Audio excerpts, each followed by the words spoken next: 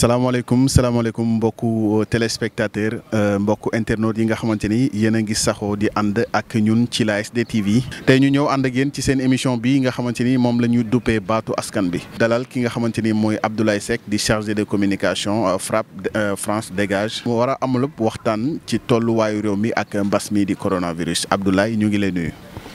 maa ngi lay fay Cissé di la jaajëfal bu baax a baax di la masawu si déplacement bi ndax di seedal ñi nga xam ne ñooy seetaan SD TV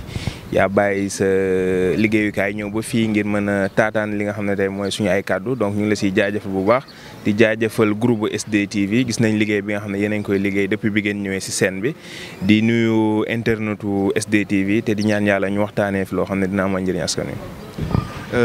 ginnaaw loolu bu weesoo Abdoulaye Seck jamono yi ci ginnaaw déposé ngeen benn requête fële ca Cour suprême requête boobu fan la toll ak lan mooy njeexintal bi. waaw FRAPP dafa nekk organisation boo xam ne bi mbas mi commencé ba léegi muy coronavirus déposé na ñaari requête au niveau de la Cour suprême bi si jiitu ñu ngi ko déposé woon le 22 avril 2020. requête boobu li ko waraloon mooy dañoo wax ne état Sénégal na def li ñuy woowee dépistage massif ndax gis nañ ko ne mbas mi fi mu toll nii Sénégal yéeme na yéene boo xam ne xëy na si biir waxtaan bi dinañ si ñëw réew yi génn si mbas mi yëpp mooy réew yi nga xam ne dañoo def li ñuy tuddee dépistage massif donc ñu jàpp que ne pour que Sénégal mën a génn si xeex bi foog ñu def dépistage massif donc bi ñu ko waxee wax état du Sénégal nanguwuñoo déglu donc si lañ nekkoon nañ dem fi mba xam ne doonee benn donc si lañ dem déposer li ñu naan requête en référé foofu noonu ci Cour suprême donc Cour suprême ba léegi may wax ak yow nii tontooguñ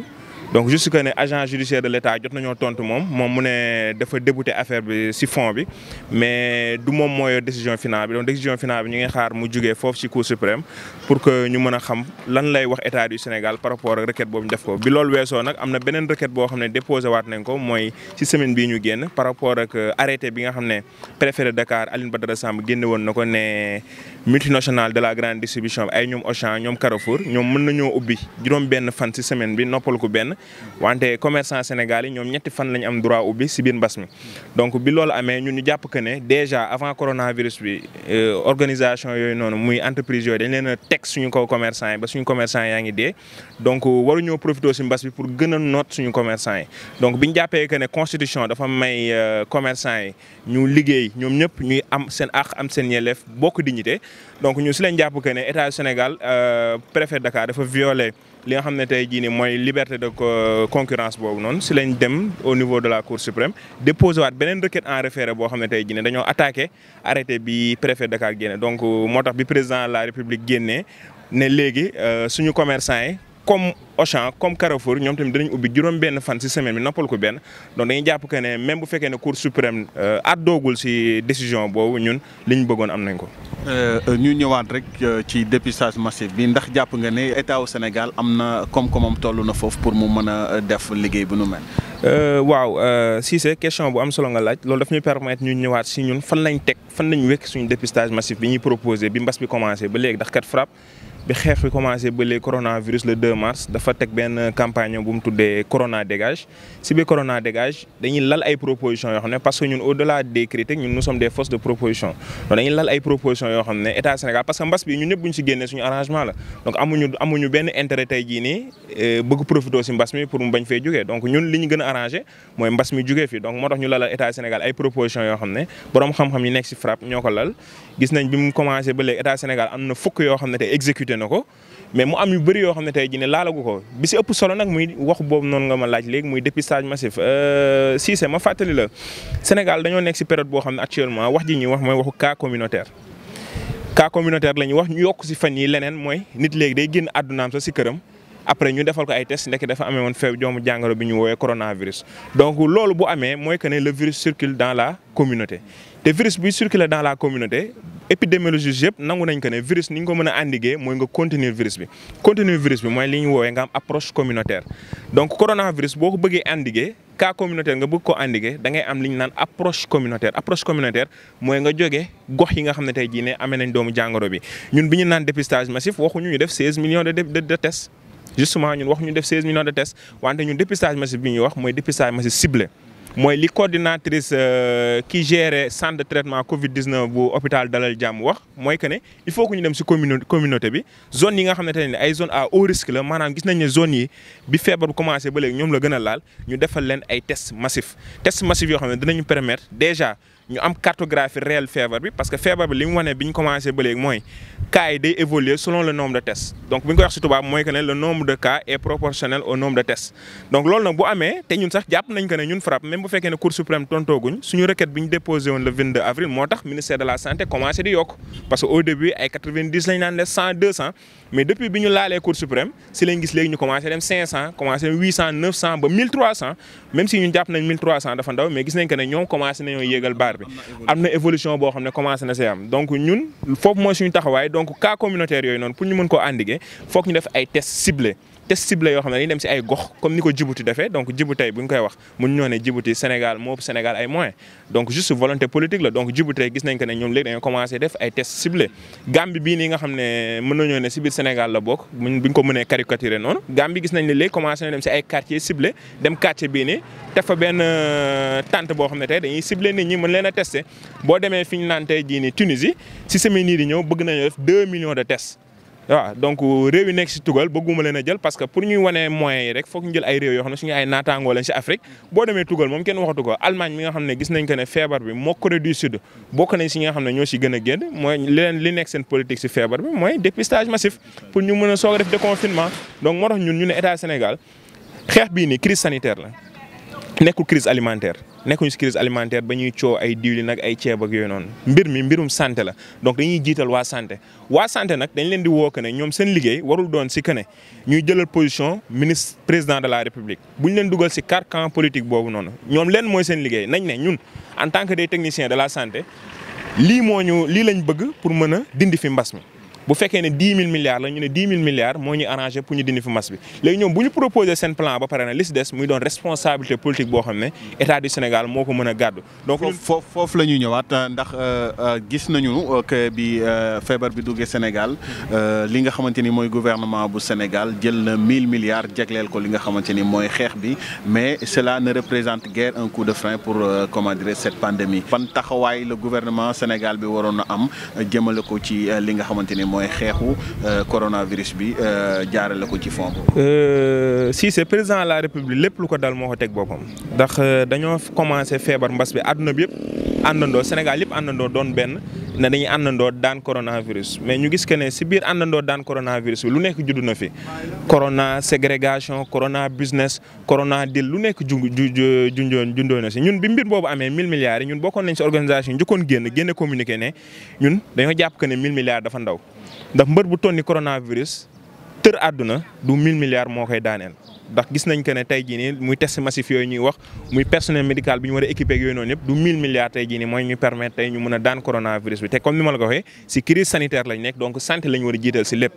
donc tey bi loolu amee donc ñun ñu jàpp que ne 1000 milliards dafa ndaw mais mu am leneen lu si ëpp solo mooy président de la république avant muy décliner loolu dafa waxoon que ne day teg liñ naan force Covid 19 maanaam dafa ne tey jii nii day jël acteurs yëpp tey jii nii muy société civile muy parti politique ñëpp ñu àndandoo nekk si benn kuréel boo xam ne tey jii nii dañuy piloter li nga xam ne tey moom lañ bëgg daanee coronavirus ñu mën a àndandoo doon benn di màttandoo di dóorandoo mais liñ gis mooy président de la république bi mu waxee wax jooju ba pare ñëpp kontaan ñëpp tàccu dafa bàyyi ba li nga xam ne tey jii nii mooy li duuf si nag li génn ba pare mu soog a wootee daje. ndax gis nañ fi que ne laataa muy indi loolu noonu général bi di diriger tudd nañ fi waxum Mansour Faye tudd nañ fi waxum Diop Sy lu nekk tudd nañ ko fi mu bàyyi ba loolu passé mu soog a indi non comité de pilotage mooy mu indi comité de suivi maanaam jaan bi romb na ba pare dañuy daw si ginnaaw di dóor donc loolu nag tey jii dañuy jàpp que ne buñ nekkee si réew boo xam ne exigence de la transparence la ñuy wax depuis des années askanu Sénégal ne ñun dañoo bëggatuñoo réer ak ñi nga xamante ne ñoo ñuy jiital président de la république lii mu def nii mooy li nga xam ne depuis 2012 mu fale loolu lay def mooy maanaam def li muy def ba pare assumer ne maa tey léegi nag jël ñoo xam ne tey jii da leen bëgg mbubboowoo pour valider li nga xam ne moom lay def donc moo tax gis nañ fan yi opposition bi ñoom sax jot nañoo génne li nga xam ne mooy comité de suivi bi donc loolu ay erreur la yoo xam ne tey jii si mbas bi président de la république def na ko loolu di ñu dabaat léegi ba li nga xam ne amoon nañ ko au début instant bi amatuñ ko donc ñu jàpp nañ ko ne 1000 milliards yooyu noonu dafa ndawoon tey 1000 milliards yi sax ni ñu ko structuré woon gis nañ ko ne amoon na tâtonnement bu si nekk amul woon coordination te manque coordination yooyu amoon si biir 1000 milliards yi moo ñu indil jafe-jafe yi nga xam ne secteur yëpp si réew mi ku si nekk di kaas sa wàll si xaalis bi. ok ci loolu ba léegi parce que sànq wax nga ba tudd Mansour Faye lan mooy problème mu FRAPP ak Mansour Faye. ñun amuñu problème ak Mansour Faye ñun. gouvernance bi nga xam ne tey jii nii président de la République ak ñu àndal ñun ñooñu lañ amal problème donc gis nañ que ne bi coow li amee Mansour Faye si wàllum ceeb beeg diwlin beeg suukar beeg ak transport yi surtout transport yi dafa jël ku ñu woowee Demba Diop ñu koy woowee Diop si mu jox ko marché de transport bi li si ëpp du moom kese mais li si ëpp ñu jox ko marché de transport bi te Demba Diop si dafa nekk koo xam ne ndaw réew mi la si assemblée nationale pencu ndaw réew mi donc député la donc te député yi tey. article 113 bu assemblée règlement intérieur bu assemblée nationale muy si article 113 bi ak code des procédures code électoral dafa tere député mu boole mandat député ak nekk chef d'entreprise ndax loolu dañuy wone que ne conflit d'intérêt ndax yow mënoo ne tey jii nii yow yaay teewal nit ñi assemblée ministre yi bu ñu ñëwee yaa leen war a questionner war leen a laajal ngir askan wi te yow fekk ne que ne yaa gagné ay marché donc loolu assemblée nationale da say leer donc ñu gis ne que ne pour que mu mënoon. Gagner marché boobu il fallait que mu am au préalable benn autorisation bu jugee assemblée nationale mais gis nañ ki yor commission loi assemblée nationale muy Cheikh Bara Mbacké Dolly mu génn mu ne loolu musul am assemblée nationale. donc liñ si déduire mooy que ne Demba Diop si dafa violer règlement ndeyu charte yi nga xam ne tey jii ni ñoo nekk assemblée nationale léegi ki nga xam ne mooy Mansour Faye jox ko marché bi donc loolu li ñu fay wax tey jii ni mooy corona deal la corona business la moo tax ñun en tant que une organisation responsable ñun lépp lu ñu war a def tey jii ni dañ siy jiital ñi nga xam ne ñoo fi nekkal état Sénégal banqaas yi nga xam ne ñooy dooleel askan wi si lañ dem fi nga xam ne tey jii nii mooy OFNAC déposé fa suñu benn plainte fi nga xam ne tey mooy Mansour Faye ak Diop si wax waa OFNAC ubbi leen dossier ngeen mën see liggéey mais gis nañ que ne effectivement waa OFNAC lu mu gën a gaawee woowaat nañ ñu ñëw fa ñu accusé réception te nee nañ instruire nañ li nga xam ne tey jii nii mooy dossier ki nga xam ne mooy Mansour Faye ak ki nga xam ne mooy dossier Mansour Faye ak Diop si instruire nañ ko au niveau de l'OFNAC donc ñu ngi ñaan OFNAC mu baral liggéey bi te ñun aussi on se met à la disposition de l'OFNAC pour que lépp loo xam ne tey preuve boo xam ne bëgg nañ ñu indil leen ko pour que dëgg bi mën a leer askanu Sénégal seen alal ñu xam fan lañ ko teg ak ñi nga xam ne yeeyoo ñu yor seen alal ñu mën leen a mettre en face de leur responsabilité donc loolu mooy suñu problème ak Mansour Faye loolu mooy suñu problème ak Diop si donc di nga gis que ne du problème crypto personnel mais problème de mal gouvernance la boo xam ne ñun dañ koy dénoncer. ok ñu ngi lay jaajëfal bu baax ci leeral yi di leen fàttali rek ne yéen a ngi ci seen émission baatu askan bi tey ñu seet si woon ki nga xamante ni mooy Abdoulaye Seck di chargé de communication FRAPP France Dégage ñu porté nag suñu waxtaan bi ci li nga xamante ni mooy tolluwaayu réew mi ak mbas mi di coronavirus ginnaaw bi loolu weesoo état du Sénégal génn def li nga xamante ni mooy déclaration bu président de la République je peux dire ñu gis ne am na benn point boo xamante ni tey mu ngi ko jagleel li nga xamante ni mooy jàng mi jëmale ko ci réouverture des écoles ñi nga xamante ni tey ñoo nekk ci classe d'examen yi. Est-ce que Sénégal réunir na les conditions pour def loolu noonu nga xamante ni mooy enseignement à distance. jërëjëf Cissé si laaj bi donc laaj bi je pense que ñoom décision bi ñu jël ñaar la benn bi concerne enseignement supérieur beneen bi concerne éducation nationale mooy ñi nga xam ne ñu ngi si moyen secondaire bi donc bi si jiitu mooy ñooñu noonu nga xam ne ñoo nekk si moyen secondaire bi nee nañ leen le 2 lañ leen woowaat ñi nga xam ne ñoo nekk si classe d'examen yi donc foofu li ñu fay njëkk wax rek mooy di dooleel élèves yi nga xam ne ñoo nekk si gouvernement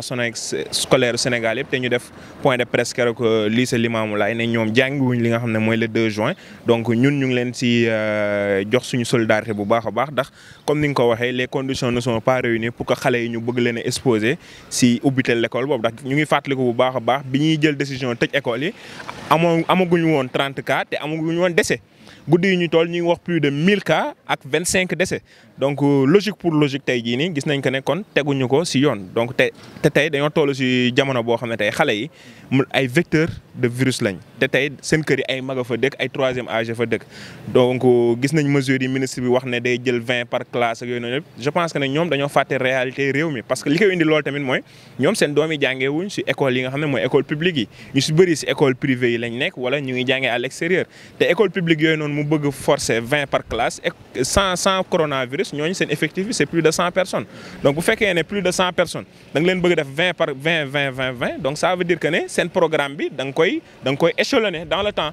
au moment bi ngay échelonner seen programme dans le temps fekk na ne que ne élèves yi nga xam ne ñu ngi ci privé bi ñoom naturellement seen classe yi ay 20 la donc ñoom ils vont terminer leur programme à temps di réviser à temps di xaar seen examen donc déjà day am benn distanciation boo xam ne day am entre élèves yi nga xam ne ñoo nekk ci école baadoole yi ak ñi nga xam ne ñoo nekk ci école riche yi donc loolu tey jii nii muy rupture d'égalité boo xam ne tey jii nii ñun waa FRAPP dañ koy dénoncer te di wax ñi nga xam ne tey jii nii ñoo yor njàng bu ndaw boobu noonu ñu jël seen ay matuwaay xool tey jii nii nan lañ mën a defee ba école bi ubbi mais ñu respecter li nga xam ne tey jii nii mooy égalité des chances bi ci topp mooy enseignement supérieur bi mooy effectivement li nga wax noonu mooy président de la république nee na day aménager li ñu naan étude à distance muy enseignement à distance yi ñun suñu position dasay leer je pense que ne suñu étudiants yi génne nañ benn communiqué ci semaine bii nii pour ne ñoom dàq nañ enseignement à distance yi ndax li tax ñu dàq enseignement à distance dañ koo teg ci ay principe bi mooy lan état Sénégal moo génne benn chiffre boobu li mu wax Cissé mooy nee na téeméeri village yoo jël état Sénégal mooy wax mu ne ci téeméeri village yoo jël juróom fukki ak juróom-ñaari état Sénégal nee na amuñu courant te tey balaa ñu wax enseignement à distance ne connexion ne courant donc tey état Sénégal nee na ci téeméeri village yoo jël juróom fukki ak juróom-ñaar amuñu li nga xam ne mooy courant mu teg ci mu ne ñoom ñi nga xam ne ñooy waa Sénélec nee nañ 2025 lañ jox ab sénégalais pour que sénégalais yëpp mën a am courant muy accès universel à l'électricité ñu gis récemment ki nga xam ne mooy directeur ARTP muy agence de régulation des télécommunications et des postes maanaam ki yor lépp loo xam ne tey mooy gérer jokkale bi mu ne moom constat bi mu def mooy que ne Sénégal réseau bi baaxul surtout si ñi nga xam ne ñoo nekk si village yi donc ñetti jàngat yooyu boo ko dajalee lim lay woon rek que ne mooy kon enseignement à distance yi au Sénégal ñun mënaguñoo toll si période boobu noonu donc ñun actuellement dañuy soo commencé suñu marche vers le numérique te numérique boobu noonu sax am na zone yoo xam ne comme ni ma la koy si village yi même bu fekkee ne am nañ courant gis nañ que ne amuñu li ñuy woowee 4G ñun jot nañ ay étudiants yoo xam ne yóbbante nañu ay bataaxal ne déjà ñoom amuñu courant mais village yi am courant dañuy def ay kilomètres dem fa mais bu ñu fa demee tamit foofu réseau bi 2G la 3G au moment où man mi nekk Dakar déjà am naa 4G man mi nekk Dakar tey jii nii mën naa am courant donc tey jii nii loolu day indiwaat li ma la doon wax sànq rupture d'égalité muy tey benn injustice sociale boo xam ne tey jii nii day am benn creux social boo xam ne day am moo tax ñun ñu ngi dénoncer enseignement à distance yi te di wax ministère de l'enseignement supérieur bu ñu profité ci coronavirus bi pour bëgg noot étudiants yi ndax ancien ministre de l'enseignement supérieur mi Mary Teuw Niane daf fu mu toog da daan wax que ne il faut que ñu wàññi volume étudiant donc dañoo jàpp que ne lii ñu bëgg def dañoo bëgg profité ci coronavirus bi def corona suicide fexe ba étudiants yi mën a wàññeeku bu baax a baax moo tax ñun ñu ngi leen di proposer pour que njàng bi mën a continuer li ci jiitu tey jii nii mooy ñu toog ak acteurs yi nga xam ne tey jii nii ñooy acteurs universitaires yi bi ci topp tey jii nii mooy ñu équiper étudiants yi en masque yu doy donc ñu jàpp nañ que ne tey étudiant bu nekk tey bu fekkee ne nan nañoo ubbi waat war nañ laa jox lu mu ndaw 5 masques réutilisables budget boobu ñun plafonné nañ ko à 125 millions bi ci des nag mooy bi ci ëpp solo mooy dépistage massif ndax ñun étudiant FRAPP dañoo jàpp que ne étudiant génn ci société bi ndax tey étudiant boo ko yóbboo tey mu jàngiwaat tey gis nañ ne boo jëlee exemple université de Dakar mi ngi dend ak Médina tey bokk na ci zone yi nga xam ne ñoo gën a impacté wu tey ci coronavirus bi te étudiants yi dañuy dugg di génn te gis nañ bombe sociale bi nekk ci biir université bi donc ñu damay jàpp que ne pour que cours yi mën a commencer waat foog ñu jiital li nga xam ne moom la FRAPP national proposé woon muy dépistage massif nga xam ne bu ñu defee dépistage massif dinañ xam Sénégal ñi am feebar bi ak ñi ko amul su boobaa nag mën nañoo ubbiwaat bërëbu jàng yi jox étudiants yi ay masques ñu mën a continuer suñu ay njàng mais enseignement à distance actuellement fii ñu toll ni Sénégal tollaguñ fa te étudiant FRAPP yi dénoncé nañ ko am na étudiants yoo xam ne tamit ñu ngi nekk ci faculté bi ñu ngi koy dénoncé am na ñeneen ñoo xam ne jëlaguñ position ñu leen di invité ñu jël position ñu mën a àndandoo doon benn ne déet duñu ko nangu ñoo bañ ñoo lànk et véritablement état Sénégal xoolaat leneen lu muy def. ok ñu njëkkalante tuuti ak temps bi mbokku téléspectateurs yi di leen fàttali rek yéen a ngi ak Abdoulaye Seck di chargé de communication bu FRAPP France Dégage Abdoulaye ñu gis bi président di woo ñi nga xamante ni mooy force vive du pays yéen ngeen absenté lan moo waral seen absence. waaw bon convié wuñ ñu ci rencontre yooyu. invité wuñ leen mouvement bu toll ni FRAPP dans le pays état di convoqué li nga xamante ni ñooy les forces vives invité wuñ leen ban interprétation nga mën a jox. bon je pense que c'est malheureux déjà donc président de la République mooy li ma lay wax rek donc c'est malheureux parce que tolloon nañ période boo xam ne tey jii nii xalaatu ku nekk tey jii nii mënoon na am solo donc mais ñun FRAPP ñun dem pale ak ñàkk dem pale ñun intéressé wuñ parce que ñun li ñu intéressé mooy proposition yi ñuy def te saa yu ñu defee proposition ñoom dinañ ko gis te gis nañ ko ne comme ni ma la ko waxee bi mbas bi commencé léegi am na fukk suñu ay proposition yoo xam ne exécuté nañ ko donc ñun day mel ni que ne kon dem nañ pale te teewuñu fa donc ñun li ñu ëppal solo mooy état Sénégal waa FRAPP organisation yi askan wi ñëpp àndandoo doon benn mën a daan li nga xam ne mooy coronavirus mais am naa benn explication bu ma si mën a joxe mooy xam naa ne président Macky Sall ndeysaan si xolam sax bëggoon naa rencontrer waa organisation bii di FRAPP mais li ko koy teree def ndeysaan mooy liñ koy yàgg di kaas rek mooy di ko yàgg non du ruube sax mais liñ koy yàgg di wax mooy ndeysaan ragal na ne recevoir naa ñi nga xam ne mooy France Dégage donc bu nee recevoir naa ñi nga xam ne ñooy France Dégage ragal na patron bii di Emmanuel Macron mere ko si tëj robinet yi donc jàpp nañ que ne géopolitiquement nekk na benn explication boo xam ne président de la République moo ko tiitaloon ba bëggul rencontrer organisation bii ñu woowee FRAPP. ñu bari ne nañ Afrique war na mën a am beneen taxawaay bu gën a dëgër ci àdduna bi ginnaaw bu mbas mi weesoo en tant que chargé de communication de FRAPP France Dégage ci yow ban taxawaay la Afrique war a taxaw ci xeex bi nga xamante ni mooy xeex bi Afrique war a xeex ci coronavirus mooy xeex bi FRAPP yàgg di xeex te gis naa ne défense que ne askanu Sénégal gis nañ que ne organisation bi di FRAPP li mu yàgg di xeex bi coronavirus bi ñëwee lépp la leeral donc ñun lépp loo xam ne tey jii nii moom lañ daan xeex muy wàllum souveraineté économique muy wàllum souveraineté démocratique muy moom sa bopp d'une manière générale gis nañ que ne feebar bi di coronavirus bi mu ñëwee ci àdduna bi réew yëpp tey jii nii ci loolu lañ tënku. réew bu nekk tey jii wane na que ne bañuma la wante sama bopp laa jiital donc message boobu noonu nga xam ne organisation bi di FRAPP moom la yàgg di xeex bi mu implanté woo ba léegi fii Sénégal ñu yàgg di leen si matraqué ñu yàgg di leen si tëj ñu yàgg di leen si dóor gis nañ que ne réellement message boobu mooy message bi nga xam ne moom la suñu dirigeants yi war a dégg ndax effectivement comme ni nga ko waxee Afrique li mu war a jëlee si coronavirus mooy l'après coronavirus mooy maanaam démb avant coronavirus bokkul ak fi nga xam ne tey foofu la ñu war a teg suñu tànk ndax démb coronavirus avant coronavirus mooy maanaam dañoo nekkoon si àdduna boo xam ne li ko tënkoon mooy capitalisme mooy maanaam impérialisme maanaam ay benn groupe nit noot àdduna bi yëpp ñu mën def leen seen poche donc loolu tey jii nii gis nañ que ne benn système la boo xam ne dañ ko war a inverser pour l'après coronavirus donc Afrique tey fi ñu leen di gën a xaar tey mooy ñu gën a renforcer seen solidarité mën a gën a doon benn proposer benn modèle boo xam ne ça sera basé sur la solidarité benn modèle boo xam ne tey jii ça sera basé tey jii sur la prospérité des peuples benn modèle boo xam ne tey jii ça sera basé tey jii sur la souveraineté maanaam tey askanu Afrique dañoo war a xam ne que ne ñun ñooy ëllëgu yeneen askan yi ndax yeneen askan dañuy toog le Sénat français gis nga rapport bi ñu def ñu ne l'Afrique tey jii nii mooy l'avenir de la France donc tey jii nii ñun Afrique ñun ñoo war a njëkk accuser réception de ce message xam ne ñun ñoo war a njëkk xool li nekk si ñun defar lu ñu nekk si ñun pour mën a proposer àdduna bi que ne ñun Afrique nekk nañ benn say tey jii nii pour mën a xeex nooteel boobu noonu ndax tey ma jox la exemple tey coronavirus ñëw na tey jii nii réew mu mel ni Sénégal gis nga ne que ne France tëj na ay frontières am par rapport ak médicaments yi ñu daan jox tey jii nii fekk nañu ci période boo xam ne amuñu li ñu woowee souveraineté pharmaceutique déjà suñu industrie pharmaceutique bi fi nekkoon muy Médis te sax sénégalais moomu ko woon mais benn africain moo ko moomoon gis nañ que ne depuis le 15 janvier dafa tëjoon. donc tey jii waa tijjiwaat nañ ko te loolu bokk na ci xeex yi nga xam ne FRAPP porté woon na ko donc bokk na ci 10 points yi ma la wax sànq ne état Sénégal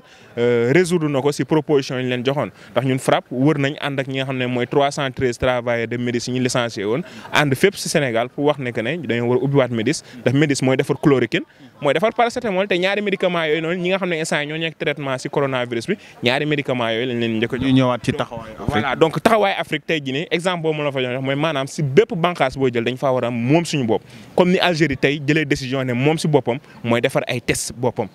tey jii nii du Institut Pasteur moo koy defar testam mais moom tey mooy defar boppam ay testam donc tey loolu mooy souveraineté économique souveraineté monétaire moom suñu bopp tey gis nga tey dëkk yi nekk tugal seen banques yi ñuy injecter ay milliards de dollars ci économie bi pour mën a relancer li nga xam ne mooy économie bi mais ñu tey gis nañ tey réew yi nga xam ne ñoo nekk ci franc CFA BCEAO gis nañ politique défensive bi nga xam ne am na ko ci coronavirus bi seetaan askan wi. donc tey moom sa bopp mënal sa bopp bi nga xam ne FRAPP yàgg na di ko wax une réalité la donc il faut que ñu am une souveraineté monétaire am une souveraineté sanitaire mooy maanaam tey ñun réew Afrique yi ñu mën a amandoo des politiques sanitaires communes tey jii nii du yoon sénégalais yi nga xam ne dañoo nekk Ziguinchor bu ñu leen war a defal test tey ndax xam am nañ coronavirus wala déet dañuy jël seen test yi indi ko ba Dakar Institut Pasteur te pourtant Gambie ngi nekk entre temps. est-ce que loolu mooy panafricanisme tey jii nii Mauritanie bi nga xam ne tey jii nii jege nañu suñu frontière ñi nekk Saint-Louis lu tax tey bu ñu leen di testé pour ñu am coronavirus dañuy indi test yi fii ba Dakar pour mën a xam ndax am nañ coronavirus am déet te ñu ngi dend ak réew bi nga xam ne mooy Mauritanie donc loolu mooy message bi nga xam ne ñun dañ ko war a jëlee ci coronavirus maanaam ñun réew Afrique yi dañoo war a bokk ay politique coordonner suñu ay politique teg ko ci solidarité et non sur la recherche du profit parce que recherche du profit moo ñu indi lii ñu am tey jii nii mooy coronavirus ñëw réew yi nga xam ne yaakaaroon nañ ko ne ñooy réew yi nga xam ne ñoo ëpp doole ci askan wi bokk ci réew yoo xam ne ñoo gën a tumranke ci xeex bii nii di coronavirus ba ay Cuba bi nga xam ne xeeboon nañ ko lool ci àdduna bi Cuba moo mujjee sol blouse docteur am di sauver àdduna bi te kat Cuba boobu noonu depuis 58 ans defal nañ ko benn embargo boo xam ne États-Unis moo ko forcé woon donc réew mi li ñu war a jëlee ci coronavirus mooy moom sa bopp mënal sa bopp. ginnaaw bi président de la République defee discours am ba pare FRAPP ban jàngat lañ ci am. ci point yi nga xamante ni dégagé na ko lors de son discours. ñun bokkoon na ci semaine boobu noonu avant muy jël message à la nation bi bokkoon nañ ci yi nga xam ne njëkkoon nañoo bokk ci di génn di wax li nga xam ne tey bëggoon nañ mu am ci Sénégal. effectivement ñun ñoo njëkk bokk nañ ci organisation yi njëkk bokk ne effectivement il faut que ñu aller vers un déconfinement progressif maanaam il faut que ñu reprendre les activités économiques sociales et religieuses ñun bokkoon nañ. assumé woon nañ suñu position boobu parce que dañoo jàpp que ne réew mi mel ni Sénégal tamit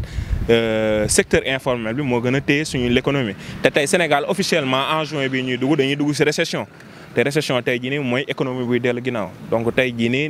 boo nekkee ci ñaar fukki réew ak ñett yi gën a ndóol ci àdduna bi mënoo permettre sa bopp di dee balaa coronavirus ci famine ndax famine gis nañ ko ne moo gën a métti li nga xam ne mooy coronavirus donc ñun effectivement on veut une reprise des activités économiques sociales et religieuses mais à condition mais nag condition yooyu nga xam ne ñun moom lañ yaakaaroon moom le président de la République ndeysaan jëlul donc moo tax ñu jàpp que ne kon mais discours am boobu mu def keroog message à la nation boobu mu defoon keroog même si l'idée du déconfinement épousé woon na déconfinement bi FRAPP waxoon mais modalité d'application yi nga xam ne moom la ko defee ñun ànduñu ci moo tax ñu jàpp que ne kon président de la République dafa nekk benn général boo xam ne tey dafa mujjee perte contrôle général boo xam ne tey jii nii lido bi mu def mujjeewul ome moo tax ñun li ñu doon gën a xaar ci président de la République mooy bu fekkee da ngay def depuis li nga xam ne mooy déconfinement nga teg ko ci ñeent yooyu ñun FRAPP listé woon nañ ko bi ci jiitu mooy dépistage massif ciblé nga xam ne dañuy mën a traiter isoler mën a xam ñi nga xam ne tey ñoo am coronavirus bi ak ñi nga xam ne amuñu ko te gis nañ que ne bi ñu ko doon wax metti woon na trop mais lu muy gën di ñëw ñu gis ay techniciens de la santé di ñu dooleel ci proposition boobu nga xam ne joxoon nañ ko bis topp tey jii nii mooy ñu équiper sénégalais ay masques yu doy da xeex bi tamit xeexu masque la gis nañ Corée du Sud mooy réew bi njëkkoon génn ci coronavirus bi ni mu ci njëkkee génn mooy jox askan wi yëpp ay masques le port était obligatoire donc tey ñu gis nañ que ne président de la République dans ce sens 10 millions de masques yi nga xam ne tey jii nii proposé na ko ñu dañoo def ne ay kekkantoo la li tax mu nekk ay kekkantoo dañoo nekk ci àdduna bi réew yoo xam ne tey jii nii dañoo jël mbir mi au sérieux mooy li ma waxoon rek nit ñi di ko ree président de la République mesuré wul dangerosité Covid-19. ba léegi dañuy desandi ci mbirum corona bi seen naataango bii di Abdou Karim Gueye fan yi ñu teg ko loxo ba atte ko penub ñetti weer ci ab vidéo bi mu doon def di demander li nga xamante ni mooy réouverture des lieux de culte ban jàngat la ci FRAPP di am ak ban taxawaay. waaw ñun jàngat bi ñu ci am rek mooy maanaam Abdou Karim Gueye dafa bokk ci aji bëgg réew maanaam patriote yi nga xam ne président de la République da leen teg bët. aji bëgg réew yi nga xam ne président de la République dafa nekkat ñi mu àndal ñii buñ fi naanee ñeex ndax kat boo fàttalikoo patron ba léegi muy Emmanuel Macron dafa waxoon suñu njiiti ne leen il faut sanctionner le sentiment anti-français donc ñu gis ni que ne ñoom ñi nga xam ne ñoo nekkal président Macron fii ci Afrique ñoom dañoo inscrire wu ci logique boobu noonu ndax jàpp nañ ko ne Abdou Karim Gueye boo fàttalikoo ci FRAPP la bokk ci France Dégage donc bokk na ci liste boobu nga xam ne ñoom am nañ ko ne ñii war ñu fee naanee ñeex mu commencé woon depuis Kémi Séba ñëw ci Nathalie Yam ñëw ci Guy Marius Sagna ñëw ci Abdou Karim Gueye donc tey jii nii ñoom lépp loo xam ne tey am nañ ko pour mën a bloquer ñi nga xam ne aji bëgg réew lañ bëgg beneen Afrique bëgg beneen Sénégal dañ koy def donc moo tax ñun ñu ngi ñaawlu bu baax a baax jàpp boobu nga xam ne jàpp nañ ko surtout moom mi nga xam ne dafa jógee ci feebar bu méttee métti jógee Allemagne di soog a ñibbisi ci biir 4 interventions chirurgicales donc ñu naan président de la République ñu ngi koy mettre en face de ses responsabilités lépp lu dal Abdou Karim Gueye na askanu Sénégal yëpp xam ne le président de la République moom mooy le responsable de cette situation parce que juge yi nga xam ne keroog jugé nañu Abdou Karim Gueye ñoo xam nañ ne kii nii du ku ñu mën a tëj te sax liñ koy jugé ñoo xam nañ ne lii mënuñu koy see tëj moo tax ñun bi mbir mi amee ba léegi ñun FRAPP jël nañ suñu ay matuwaay ñu ngi diisoog organisation yi nga xam ne ñun yàgg nañoo diisoog ñoom tey jii nii def nañ benn point de presse boo xam ne tey jii nii doon nañ àddu si mbirum Abdou Karim Gueye pour exiger li nga xam ne tey jii nii mooy sa libération parce que li mu doon xeex muy nañ ubbiwaat mosquée yi président de la République si adresse à la nation ubbiwaat na mosquée yi donc jàpp nañ que ne si fond bi kon amatul dara loo xam ne tey jii nii mën nañ ko see topp te moom si à la barre propos yi nga xam ne nit ñi sax ñu ngi doon wax naan lii dafa déplacé dafa ëpp moom à la barre moom regretté na ko nee na mi ngi siy jéggalu mais li nga xam ne regretté wu ko mooy dañoo ubbiwaat jàkka yi te président de la république décision boobu la jël donc maintien am en détention actuellement dara justifié ko te ñun ñu ngi wax président de la république nu mu gën a gaawee na bàyyi ki nga xam ne mooy Abdou Karim Gueye parce que santeem permettre ko mu nekk dans les liens de la détention te si coronavirus lañ nekk waruñoo. waaw mbokku téléspectateurs yi gis ngeen déplacé wu nañ nag dañ doon dugg ci koñ bi rek di xool li nga xamante ni tey moom la askan wi di dundee lii di coronavirus bi baatu askan wi la saa su nekk dañuy dem seeti askan wi xool li nga xamante ni rek dañ koy dund ci ay jafe-jafe ñu jéem ko exposé xool ba xam ndax dinañ ko solution donc fii la ñu tàggatoo ak yéen di leen fàttali ne yéen a ngi ci seen émission baatu askan wi Abdoulaye Seck di chargé de communication bu France Dégage ñu amaloon waxtaan bi ci tolluwaayu réew mi jafe-jafe askan wi ak mbas mi di coronavirus Abdoulaye Seck xanaa ma ko rek nga tàggee ko ak waaw Cissé maa ngi lay jaajëfal bu baax a baax comme ni ma ko waxee woon di kontaan bu baax a baax si idée bii nii concept émission bu bees bi baatu askan wi jàpp na ne baatu askan wi bokk na si li ñu war a jàng si coronavirus maanaam il faut une révolution populaire mooy koñ ni yéen li ngeen di def fexe ba askan wi fépp fu mu mënti nekk Sénégal bu ñu amee loo xam ne war nañu koo mën a wax ñu mën koo wax ñu démocratiser leen nag Sénégal donc ñu leen si jaajëfal bu baax a baax te di leen si jàppale di leen si gunge parce que bu ñu leen si gunge suñu bopp lañ si gunge wax askanu Sénégal ñu àndandoo ñëpp abonné wu massivement si chaîne SDTV di partager vidéo yi bu baax a baax ndax yéen mën naa am ne si yéen la ñu mujjee ñëw ngeen mën a wax seen ay soxla